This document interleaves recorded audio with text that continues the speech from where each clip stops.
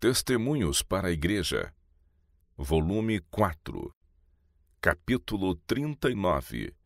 A causa em Iowa. Tem-se-me mostrado que a causa em Iowa está em deplorável condição. Em diferentes ramos da obra, têm sido colocados jovens que não estão em condição espiritual de beneficiar o povo.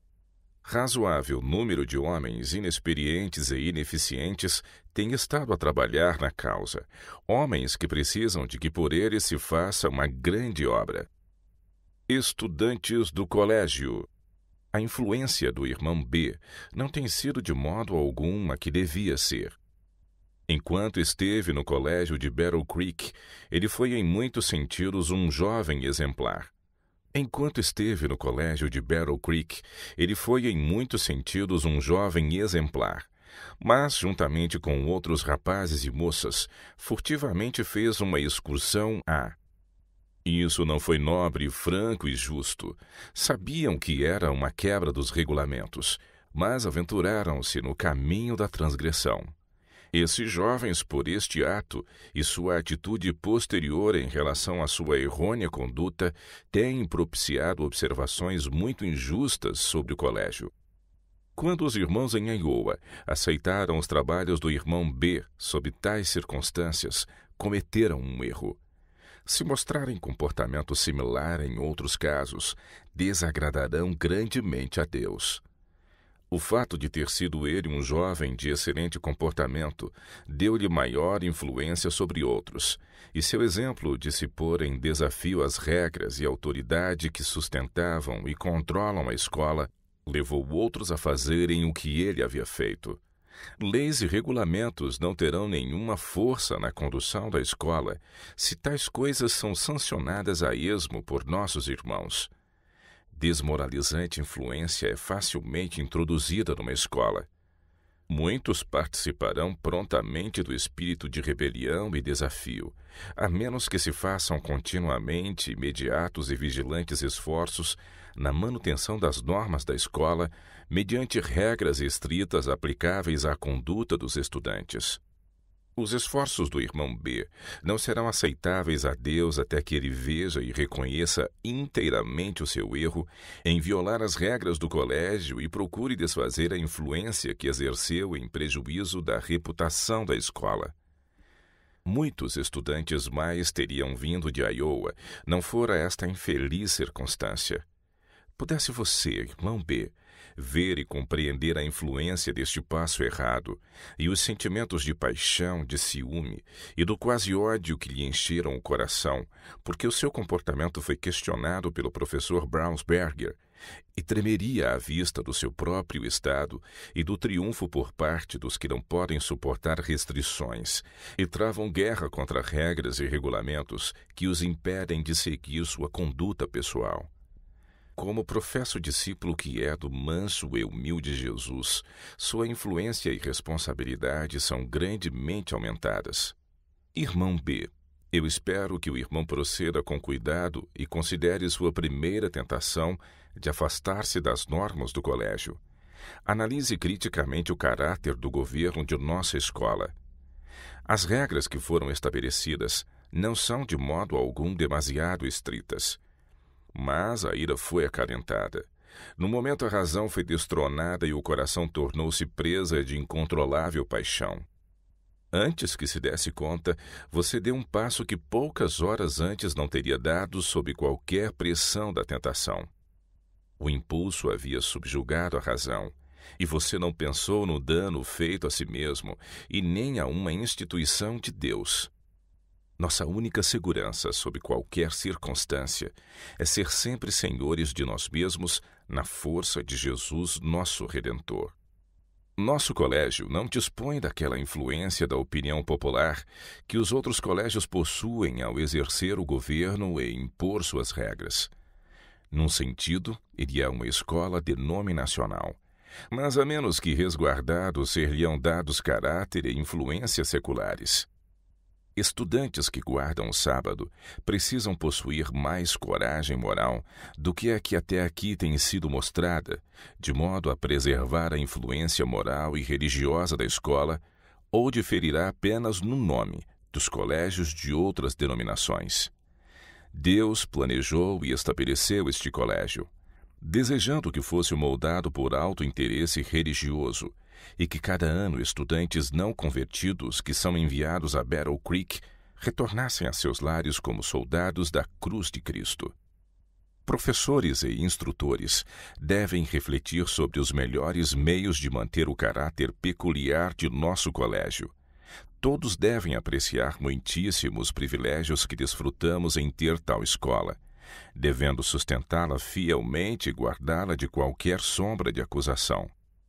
O egoísmo pode debilitar as energias dos estudantes, ganhando o elemento secular e predomínio sobre toda a escola. Isto atrairia sobre esta instituição o desagrado de Deus. Os alunos que professam amar a Deus e obedecer à verdade devem possuir tal grau de domínio próprio e resistência de princípios religiosos que sejam habilitados a permanecer inabaláveis em meio das tentações e a defender a Cristo no colégio, nas casas que se acham hospedados ou onde quer que estejam.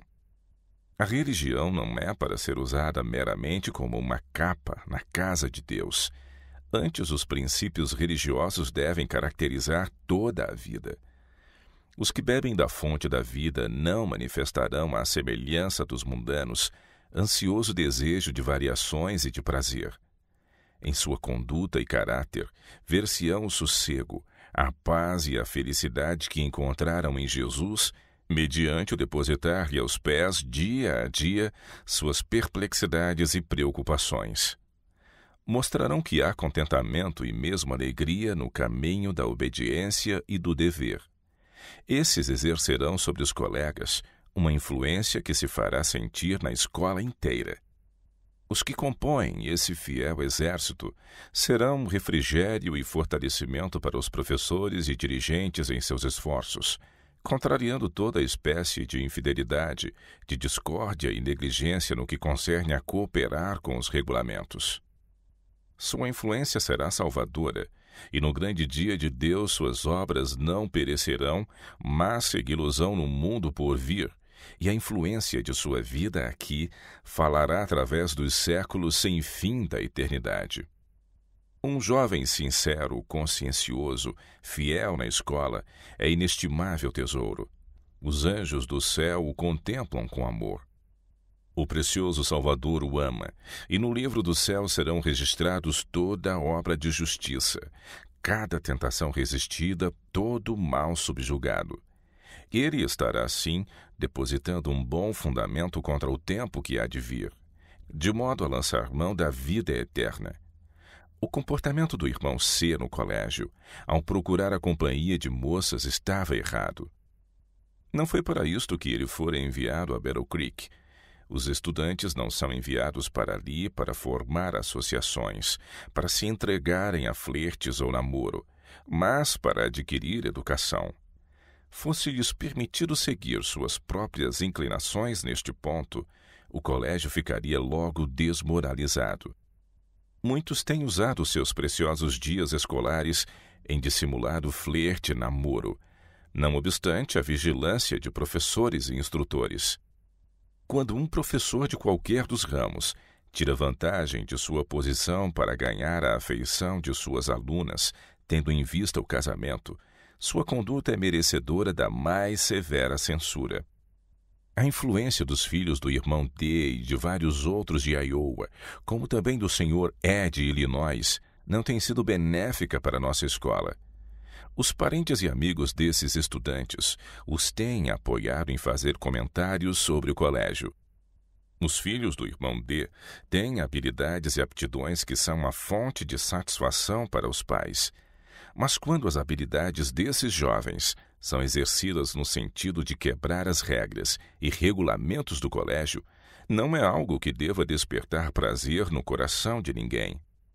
O trabalho escrito contendo essa mordaz e ferina crítica a alguém que ensina no colégio não será lido com igual satisfação no dia em que a obra de cada um será passada em revista diante de Deus. Então o irmão e a irmã D enfrentarão o registro da obra que fizeram, em dar a seu filho mal disfarçada justificativa nesta questão. Terão então de responder pela influência que exerceram em prejuízo da escola, um dos instrumentos de Deus, e por fazerem tendenciosas afirmações que impediram os jovens de ir ao colégio, onde poderiam ter sido guardados sob a influência da verdade. Alguns indivíduos se perderão em consequência dessa má influência. O grande dia do juízo de Deus revelará a influência de palavras proferidas e atitudes assumidas. O irmão e a irmã D têm deveres no lar aos quais negligenciaram. Têm se embriagado com os cuidados desta vida. Trabalho, correria e movimentação têm sido a ordem do dia, e seu intenso mundanismo tem exercido modeladora influência sobre os filhos, a igreja e o mundo. É o exemplo dos que sustentam a verdade em justiça que condenará o mundo. Da juventude cristã depende, em grande medida, a preservação e perpetuidade das instituições que Deus delineou como meio de fazer prosperar sua obra. Esta solene responsabilidade repousa sobre a juventude de hoje, que está entrando no palco da ação. Jamais houve um período em que tão importantes resultados dependessem de uma geração de homens. Quão importante, pois, que a juventude esteja qualificada para a grande obra, de modo que Deus possa usá-la como instrumentos seus. O Criador tem sobre eles reclamos que transcendem todos os outros. Foi Deus quem lhes deu vida e cada uma das faculdades físicas e mentais que possuem. Concedeu-lhes habilidades para sábio aproveitamento, de modo que lhes pudesse confiar uma obra que seria tão duradoura quanto a eternidade. Em retribuição pelos seus grandes dons, ele requer o devido cultivo e exercício das faculdades intelectuais e morais. Ele não lhes concedeu essas faculdades para mero entretenimento ou para serem abusivamente utilizadas contra sua vontade e seu propósito, mas para que pudessem usá-las no progresso do conhecimento da verdade e da santidade no mundo. Ele reclama sua gratidão, veneração e amor, em virtude de sua continuada bondade e infinita misericórdia. Com razão, ele requer obediência às suas leis e a todos os sábios regulamentos que protegem e guardam a juventude dos enganos de Satanás e conduz os jovens no caminho da paz. Se os jovens pudessem ver que, na concordância com as leis e regulamentos de nossas instituições, estão apenas fazendo aquilo que lhes melhorará a posição na sociedade, lhes elevará o caráter, enobrecerá a mente e lhes aumentará a felicidade, não se rebelariam contra regras justas e saudáveis regulamentos, nem se empenhariam em criar suspeita e preconceito contra essas instituições. Nossos jovens devem ter um espírito de energia e fidelidade para fazer face ao que deles se requer, e isto será uma garantia de sucesso. O caráter incontrolado e indiferente de muitos jovens nesta idade do mundo é assustador. Muito da culpa cabe a seus pais no lar. Sem o temor de Deus, ninguém pode ser verdadeiramente feliz. Esses estudantes que se têm mostrado desgostosos sob a autoridade e voltam aos seus lares para lançar acusação sobre o colégio, terão de reconhecer o seu pecado e desfazer a influência que exerceram, antes que possam ter a aprovação de Deus. Os crentes em Iowa têm desgostado a Deus pela simplicidade ao aceitar o relatório que lhes tem sido trazido. Deviam ser encontrados sempre ao lado da ordem e da disciplina, em vez de encorajar uma administração frouxa. Um jovem é enviado de um estado distante para partilhar dos benefícios do colégio de Battle Creek. Deixa o lar com a bênção dos pais sobre si. Ouviu diariamente as ferventes orações feitas junto ao altar da família e está realmente bem firmado numa vida de nobres resoluções e pureza. Suas convicções e propósitos, quando deixa o lar, são corretos. Em Battle Creek irá encontrar-se com companheiros de todas as classes. Torna-se bem familiarizado com alguns, cujo exemplo é uma bênção para todos que estão dentro de sua esfera de influência. E eis que se encontra também com outros que são naturalmente bondosos e interessantes, e cuja inteligência o fascina. Mas estes possuem uma baixa norma de moralidade e nenhuma fé religiosa. Por algum tempo ele resiste a toda a insinuação de render-se à tentação. Mas, como observa que outros que professam ser cristãos parecem encontrar prazer na companhia deste grupo irreligioso, os seus propósitos e altas resoluções começam a vacilar. Ele desfruta da vivacidade e espírito jovial destes jovens e, quase imperceptivelmente, se envolve cada vez mais com eles. Sua firmeza parece estar cedendo. Seu coração, até então resoluto, está se debilitando. Ele é convidado a acompanhá-los numa saída e o conduzem a um bar. Alimentos inconvenientes são solicitados, e ele se sente acanhado em voltar atrás e recusar a gentileza. Uma vez transposto o limite, ele o faz outras vezes. Um copo de cerveja passa a ser inofensivo, e ele o aceita. Mas ainda assim sua consciência é aguilhoada. Ele não toma posição aberta ao lado de Deus, da verdade e da justiça. A companhia da classe dissimulada e enganadora com que está associado agrada-lhe, e ele é levado um passo além. Seus tentadores insistem que não há certamente mal algum em jogar cartas e assistir aos jogadores numa disputa de sinuca, e ele cai repetidamente em tentação. Há jovens frequentando o nosso colégio que, sem que os pais ou responsáveis suspeitem, rondam os bares, bebem cerveja, jogam cartas e participam de outros jogos de salão. Isto os estudantes procuram manter em profundo segredo entre si, e os professores e auxiliares são conservados na ignorância da obra satânica em marcha. Quando este jovem é induzido a seguir algum caminho mau, que tem de ser mantido em segredo, há uma batalha em sua consciência. Mas a inclinação triunfa. Ele tensionava ser cristão quando veio para Battle Creek, mas é firme e seguramente conduzido para a ruína. Maus e sedutores companheiros, encontrado entre jovens de pais guardadores do sábado, alguns deles vivendo em Battle Creek, descobrem que ele pode ser tentado, e secretamente exultam com o seu poder e com o fato de que ele é fraco e prontamente se renderá à sua sedutora influência. Verificam que ele pode ser envergonhado e confundido pelos que tiveram a luz e endureceram o coração no pecado. Influências justamente como estas serão encontradas onde quer que os jovens se associem. Virá o tempo em que esse jovem que deixou a casa do pai, puro e fiel com nobres propósitos, estará arruinado. Ele aprendeu a amar o mal e a rejeitar o bem.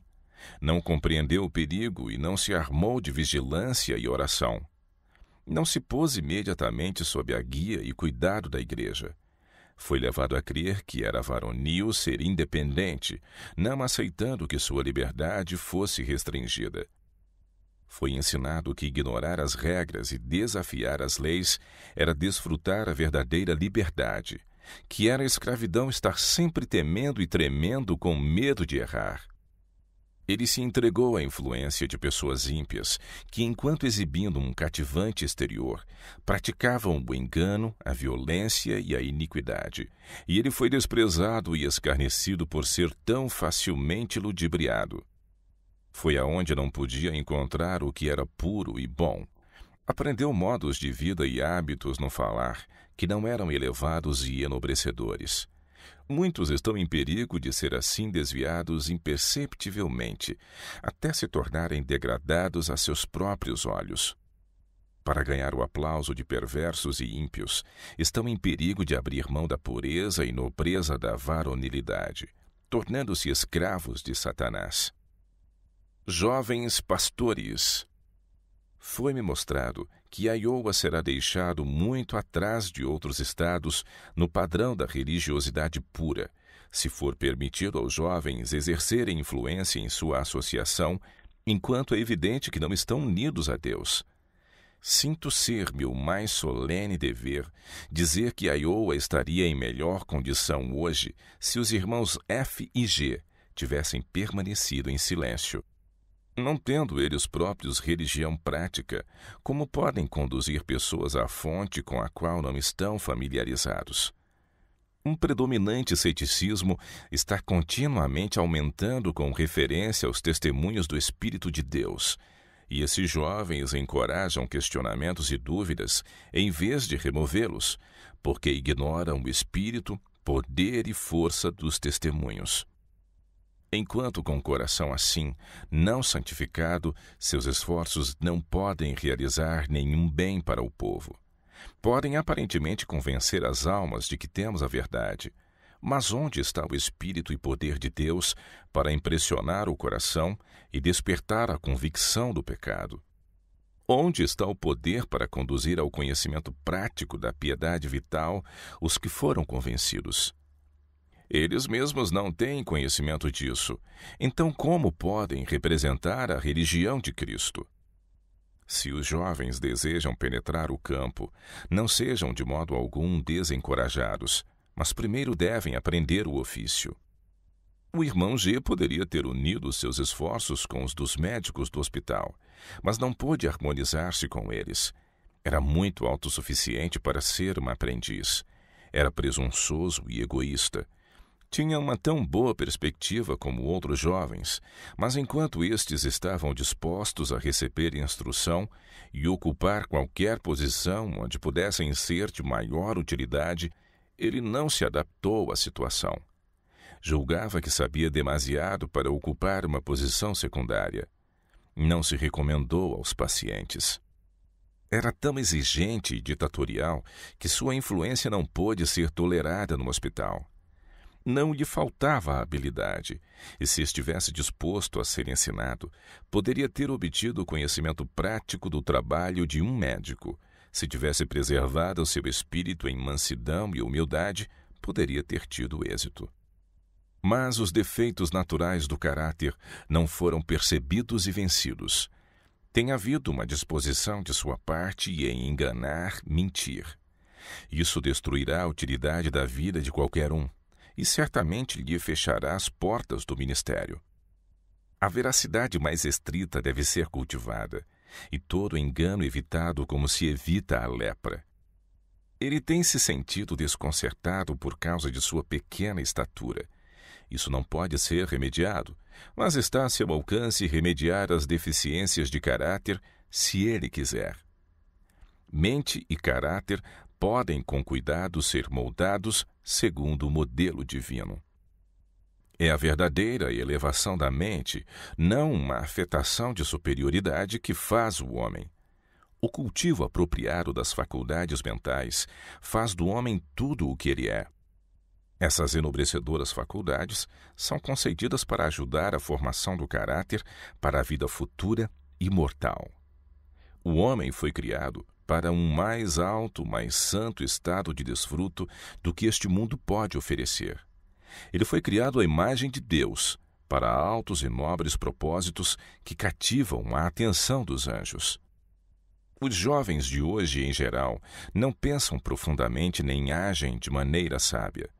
Se eles estivessem cientes dos perigos que rodeiam todos os seus passos, agiriam mais cautelosamente e escapariam de muitos ardis que Satanás tem preparado para seus pés.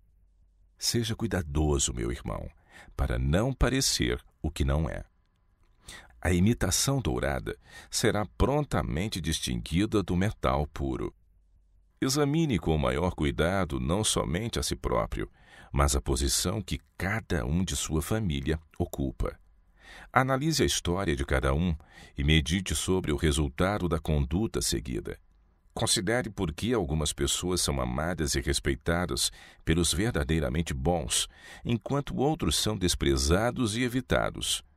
Considere essas coisas à luz da eternidade, e onde descobrir que outros falharam, evite cuidadosamente a conduta que eles seguiram. Será bom lembrar-se de que as tendências de caráter são transmitidas de pais para filhos. Medite seriamente sobre essas coisas, e então, no temor de Deus, se revista da armadura para uma vida de conflito com tendências hereditárias, imitando nenhum outro, senão o divino modelo. Deve trabalhar com perseverança, constância e zelo se desejar ter êxito. Terá que vencer o eu, o que será a mais árdua batalha. Decidida oposição aos próprios caminhos e hábitos errôneos, lhe assegurará preciosas e duradouras vitórias. Mas enquanto seus fortes traços de caráter são acariciados, enquanto desejar liderar em vez de estar disposto a seguir, não obterá êxito. Seus sentimentos são intensos e, a menos que esteja alerta, sucumbirá ao mau temperamento. Responsabilidades e o desempenho de importantes deveres devem repousar sobre os jovens. Está você se qualificando para fazer a sua parte no temor de Deus? O irmão F não está apto para o seu trabalho. Tem quase tudo para aprender. Seu caráter é defeituoso. Ele não foi educado desde a infância para ser uma pessoa zelosa, trabalhadora, alguém que assuma responsabilidades. Ele não percebeu nem sentiu o trabalho a ser feito em favor de si mesmo. Por isso, não está preparado para apreciar o trabalho a ser feito em favor de outros. Ele é autossuficiente. Pretende saber mais do que realmente sabe. Quando se tornar inteiramente consagrado pelo Espírito de Deus e perceber plenamente a solenidade e responsabilidade da obra de um ministro de Cristo, sentir-se-á inteiramente insuficiente para a tarefa. Ele é deficiente em muitos aspectos, e suas deficiências serão reproduzidas em outros, dando ao mundo uma impressão desfavorável do caráter de nossa obra e dos pastores que estão nela empenhados. Ele deve tornar-se familiarizado com as responsabilidades e deveres da vida prática, antes que possa estar apto a empenhar-se na obra de maior responsabilidade já dada ao homem mortal. Todos os jovens pastores precisam ser aprendizes antes de se tornarem mestres. Conquanto eu desejo encorajar os jovens a entrarem no ministério, diria que estou autorizada por Deus a recomendar e instar com eles a se qualificarem para o trabalho em que devam empenhar-se. Os irmãos F não estão inclinados a ser zelosos e assumir responsabilidades. Negligência e imperfeição são vistos em todos os seus empreendimentos. Eles são descuidados em sua conversação e conduta. A influência solene, elevadora e enobrecedora, que deve caracterizar todo ministro do Evangelho, não pode ser manifestada na vida deles até que tenham sido transformados e moldados segundo a imagem divina. Existe egoísmo em maior ou menor grau em cada um deles, embora em muito maior medida em uns do que em outros. Há um espírito de autossuficiência e importância própria nesses jovens que os desqualifica para a obra de Deus. Eles precisam seriamente disciplinar-se antes de serem aceitos como obreiros de Deus em sua causa.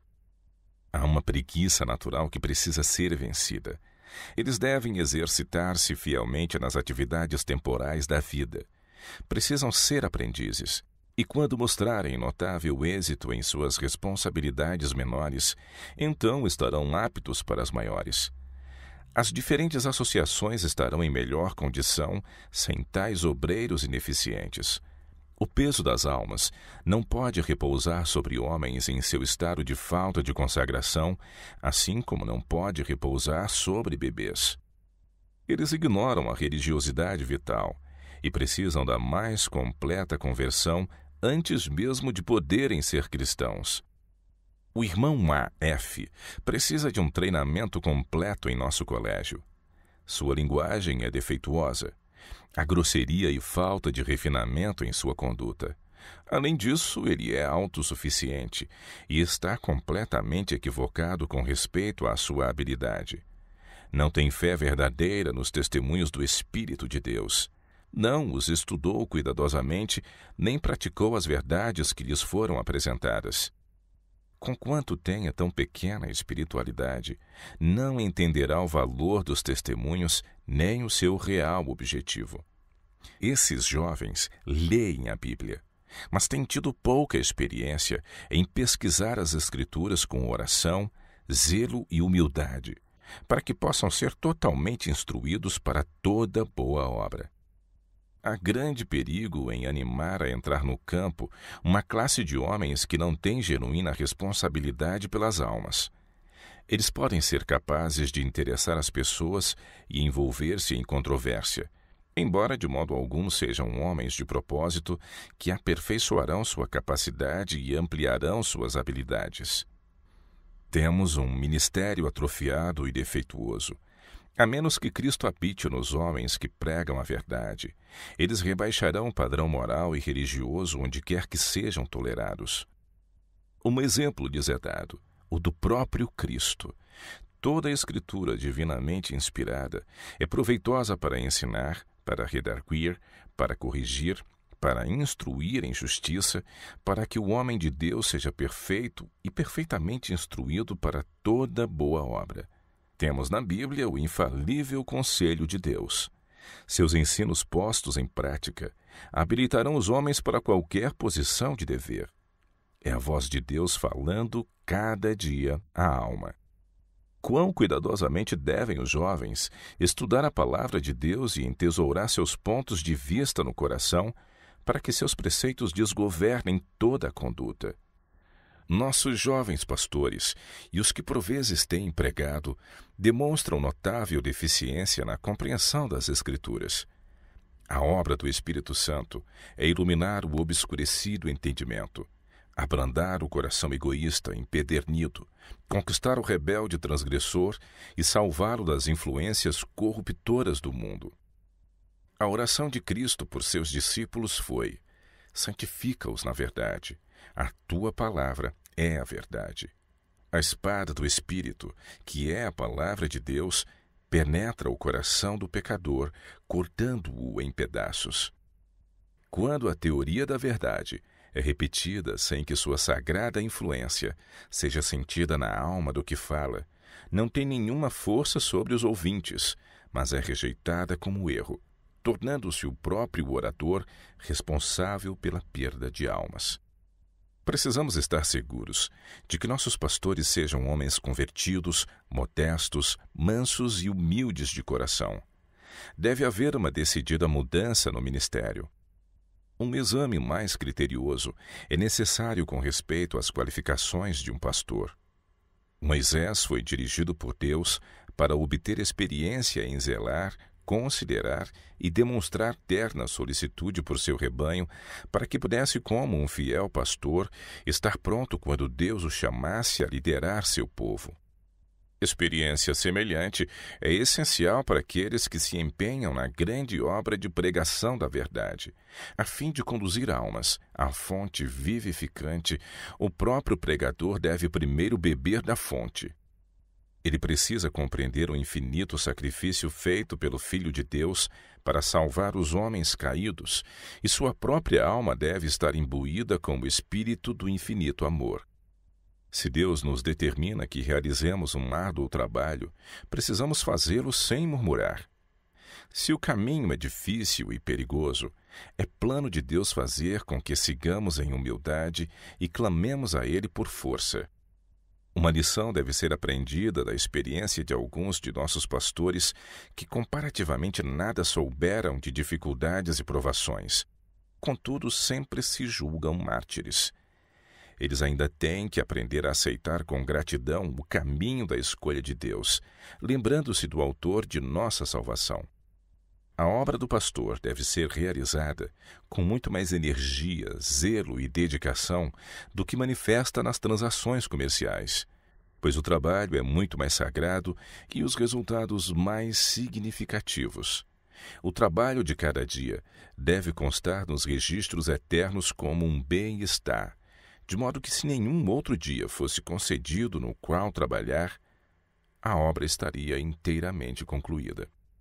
O trabalho de cada dia deve constar nos registros eternos como um bem-estar, de modo que se nenhum outro dia fosse concedido no qual trabalhar, a obra estaria inteiramente concluída. Nossos pastores, jovens especialmente, devem perceber a preparação necessária para qualificá-los para seu solene trabalho e prepará-los para a sociedade dos imaculados anjos. A fim de estar no lar do céu, precisamos aqui entesourá-lo em nosso coração. Se esse não for o nosso caso, será melhor não termos parte na obra de Deus. O ministério é corrompido por pastores não santificados.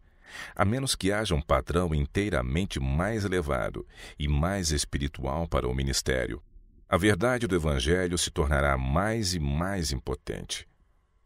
A mente humana é representada pelo solo rico de um jardim. A menos que receba cultivo apropriado, ficará cheio de ervas daninhas e espinheiros de ignorância. A mente e o coração precisam diariamente de cultura e a negligência causará prejuízo.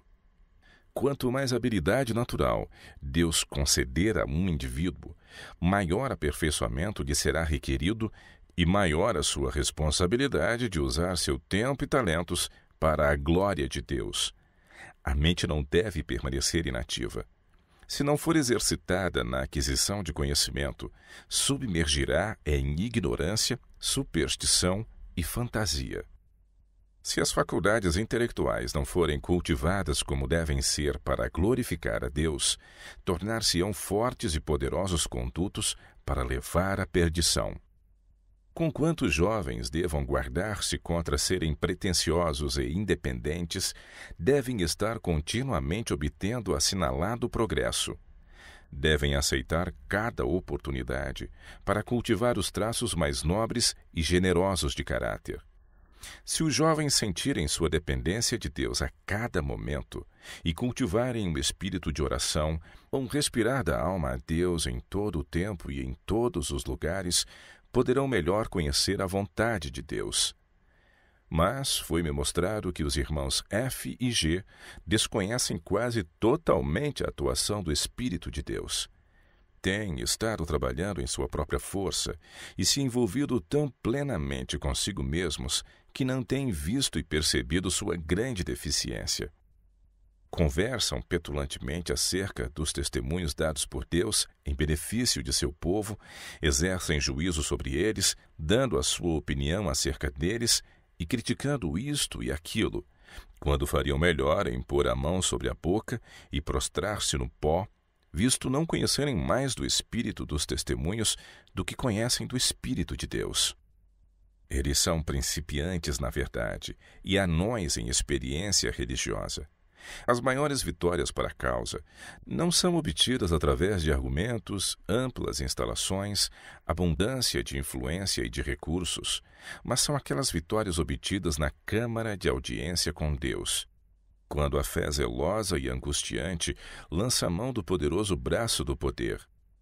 Quando Jacó se achou inteiramente prostrado em condição de desamparo, derramou sua alma a Deus em fervorosa angústia. O anjo de Deus pleiteou para ser libertado, mas Jacó não se deixava desvencilhar-se. O homem ferido, sofrendo dor física, apresentou sua fervorosa súplica com a ousadia concedida pela fé viva. Não te deixarei ir, disse ele, se não me abençoares. Há profundos mistérios na palavra de Deus, que nunca serão descobertos pela mente não auxiliada pelo Espírito de Deus. Há também mistérios insondáveis no plano da redenção, que as mentes finitas jamais podem compreender. Os jovens inexperientes devem esforçar mais a mente e exercitar melhores habilidades para obter compreensão das questões que são reveladas, pois a menos que possuam mais iluminação espiritual do que agora têm, levariam a vida toda para conhecer a vontade revelada de Deus. Quando têm acariciado a luz que já receberam e feito o uso prático dela, serão capazes de dar um passo à frente.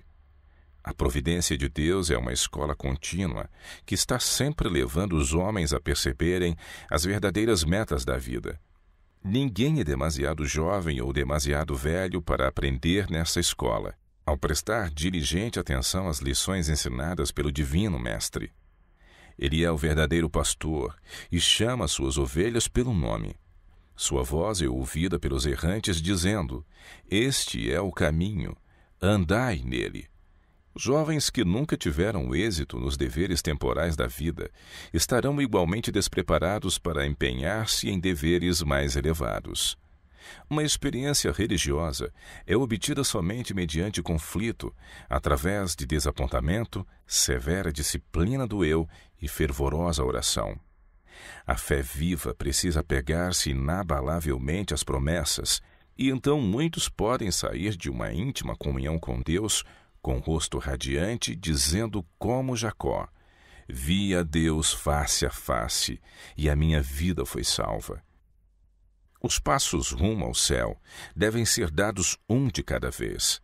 Cada passo para frente fortalece-nos para o seguinte. O poder transformador da graça de Deus sobre o coração humano é obra que somente poucos compreendem, porque são demasiado indolentes para fazer o necessário esforço. As lições que os jovens pastores aprendem ao saírem em suas visitas, quando não têm qualificação para a obra, têm influência desmoralizante sobre eles. Não conhecem o seu lugar nem o mantêm. Não são equilibrados por firmes princípios. Falam eruditamente de coisas sobre as quais nada sabem, e daí aqueles que os aceitam como mestres são desviados. Uma tal pessoa inspirará mais ceticismo na mente dos outros do que várias serão capazes de desfazer, por melhor que façam. A mente limitada dos homens se deleita em ninharias, em criticar, buscar algo para questionar, pensando eles ser isso um sinal de esperteza. No entanto, mostram que a mente tem falta de refinamento e dignidade. Quão melhor seria empenhar-se em buscar educar a si mesmos, enobrecer e elevar a mente. Tal como a flor que se volta para o sol, a fim de que os brilhantes raios possam ajudá-la a aperfeiçoar sua beleza e simetria, assim devem os jovens volver-se para o sol da justiça, para que a luz do céu possa brilhar sobre eles, aperfeiçoando-lhes o caráter e dando-lhes uma profunda e permanente experiência nas coisas de Deus. Então podem refletir os divinos raios de luz sobre outros. Aqueles que escolhem reunir dúvidas, incredulidade e ceticismo não experimentarão crescimento na graça ou espiritualidade e serão desqualificados para a solene responsabilidade de levar a verdade a outros. O mundo deve ser advertido de sua destruição vindoura. A apatia daqueles que estão no pecado e no erro é tão profunda, tão semelhante à morte, que a voz de Deus através de um pastor bem alerta é necessária para despertá-los. A menos que os pastores sejam convertidos, o povo não será. O frio formalismo que está agora prevalecendo entre nós deve dar lugar ao vivo vigor da religião prática. Não há falha na teoria da verdade. Ela é perfeitamente clara e harmoniosa. Todavia, os jovens pastores podem falar a verdade fluentemente, contudo não ter verdadeira percepção das palavras que proferem.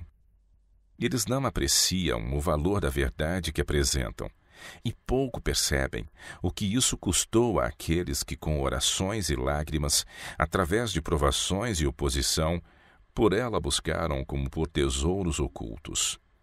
Todo novo elo na cadeia da verdade lhes foi tão precioso quanto o ouro provado. Esses elos agora estão unidos em um todo perfeito. As verdades têm sido cavadas do lixo da superstição e erro, através de oração fervorosa por luz e conhecimento, e apresentadas ao povo como preciosas pérolas de infinito valor. O Evangelho é uma revelação dos raios de luz e esperança do mundo eterno ao homem. Toda luz não brilha sobre nós de uma vez, mas vem segundo possamos suportá-la. Mentes inquiridoras que têm fome de um conhecimento da vontade de Deus nunca estão satisfeitas. Quanto mais profundamente buscam, mais percebem sua ignorância e deploram a sua cegueira. Está além do poder do homem conceber as elevadas e nobres realizações que estão ao seu alcance, se ele combinar o esforço humano com a graça de Deus, que é a fonte de toda a sabedoria e poder. E há no futuro um eterno peso de glória. As coisas que o olho não viu e o ouvido não ouviu, e não subiram ao coração do homem, são as que Deus preparou para os que o amam. Temos a mais solene mensagem da verdade já apresentada ao mundo. Essa verdade é mais e mais respeitada pelos descrentes, porque não pode ser contestada. Em vista deste fato, nossos jovens se tornam autoconfiantes e arrogantes. Tomam as verdades que foram apresentadas por outros e, sem estudar ou orar fervorosamente, enfrentam oponentes e se envolvem em debates, submetendo-se a mordazes discussões e sagacidade, gabando-se de que isso é fazer a obra de um ministro do Evangelho. A fim de estarem aptos para o trabalho de Deus, esses homens precisam de uma completa conversão, tal como Paulo experimentou. Os pastores devem ser representantes vivos da verdade que pregam. Devem ter vida mais espiritual, caracterizada por maior simplicidade. As palavras devem ser recebidas de Deus e transmitidas ao povo. Deve-se prender a atenção do povo. Nossa mensagem é um cheiro de vida para a vida, ou de morte para a morte. O destino das almas está na balança. Multidões estão no vale da decisão.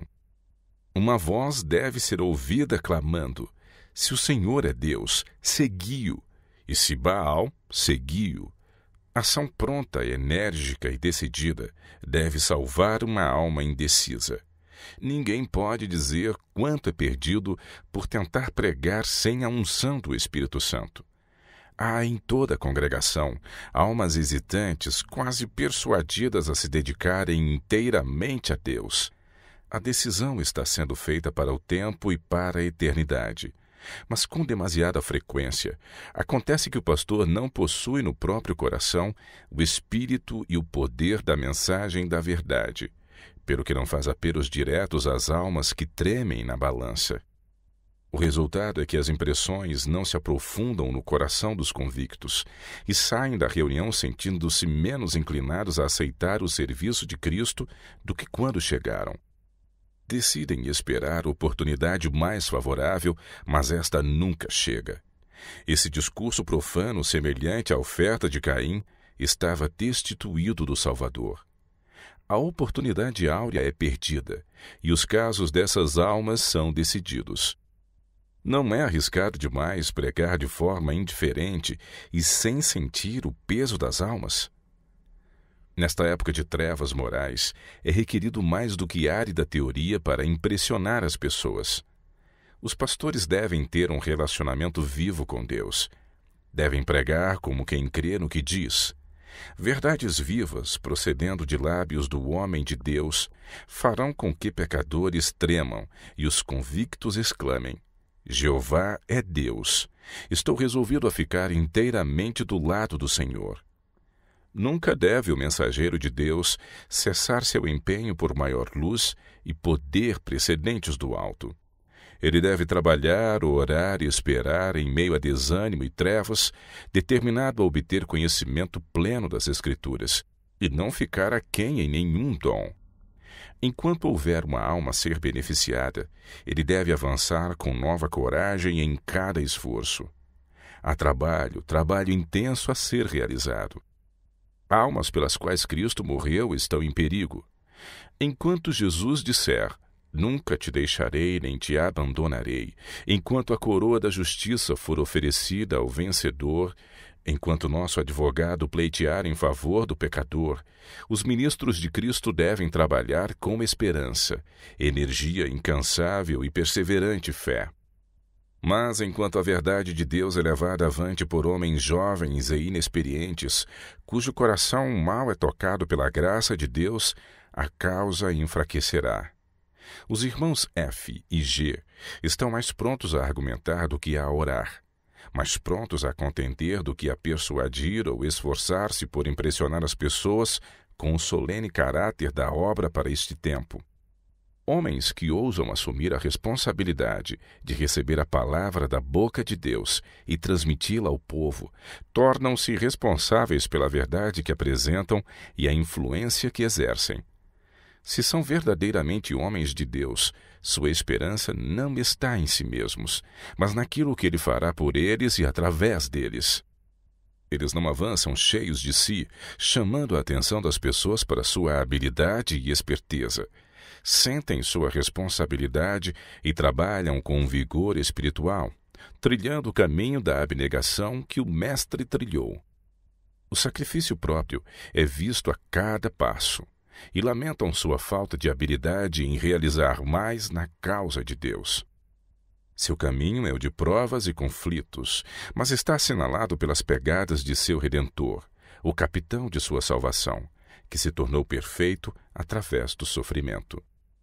Em seu trabalho, os subpastores devem seguir cuidadosamente as instruções e manifestar o espírito do sumo pastor. Ceticismo e apostasia são encontrados por toda parte. Deus deseja que trabalhem em sua causa homens cujo coração seja tão verdadeiro quanto o aço e que permaneçam firmes na integridade, inamovíveis pelas circunstâncias. Em meio à provação e tristeza, eles são exatamente o que eram quando suas perspectivas estavam iluminadas pela esperança e quando seu ambiente exterior era exatamente o que desejavam. Daniel, na cova dos leões, era o mesmo Daniel que permanecera perante o rei, envolvido pela luz de Deus. Paulo, no calabouço escuro, esperando pela sentença que sabia viria do cruel Nero, era o mesmo Paulo que se dirigira aos ouvintes no Areópago. Um homem cujo coração estava firmado em Deus na hora das provas mais aflitivas e as mais desanimadoras circunstâncias. Era exatamente o que fora na prosperidade, quando a luz e favor de Deus pareciam estar sobre ele. A fé alcança o invisível e se apega às coisas eternas. Muitos há em Iowa que estão destruindo em lugar de edificar, lançando descrença e trevas em vez de luz, e a causa de Deus está se enfraquecendo quando devia estar prosperando. Os pastores devem ousar ser verdadeiros. Paulo escreveu a Timóteo: ninguém despreze a tua mocidade, mas sê o exemplo dos fiéis na palavra, no trato, na caridade, no espírito, na fé, na pureza. Medita estas coisas, ocupa-te nelas, para que o teu aproveitamento seja manifesto a todos. Tem cuidado de ti mesmo e da doutrina. Persevera nestas coisas, porque fazendo isto te salvarás tanto a ti mesmo como aos que te ouvem. 1 Timóteo capítulo 4, versos 15 e 16. A palavra e a vontade de Deus são expressas nas Escrituras por autores inspirados. Devemos atá-las como testeiras entre os olhos e caminhar segundo os seus preceitos. Então marcharemos em segurança. Todo capítulo e todo versículo é uma comunicação de Deus ao homem. Ao estudar a palavra, a alma que tem fome e sede de justiça será impressionada pelas declarações divinas. O ceticismo não pode ter poder sobre uma alma que pesquisa com humildade as Escrituras.